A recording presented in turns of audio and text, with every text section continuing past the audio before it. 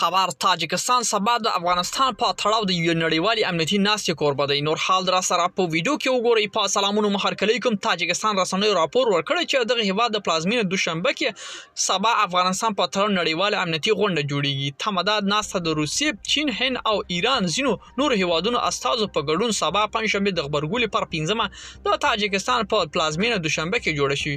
د آسیا پلین راپور ورکړی چې په دې ناسته کې د افغانستان وضعیت او د سیمې او گاونډیو هیوادونو امنیت په تړاو خبرې تر سره کیږي. که څه هم تاجکستان رسنۍ دا خبره تاییدوي، خو تاجکستان د بهرنیو چارو وزارت په رسمي توګه دغه ناستې په تړاو څه نه دی ویلي.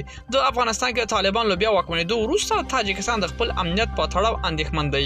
ملګرو، دا و زموږ چمتو شوی ویډیو. که ستاسو دې ویډیو په اړه کوم نظر پیشنهاد لري، موږ سره په کومنټونو کې شریک کړئ او د لا ښکلو ویډیوګانو لپاره له موږ سره پاتې شئ. تر بیا ښې چارې.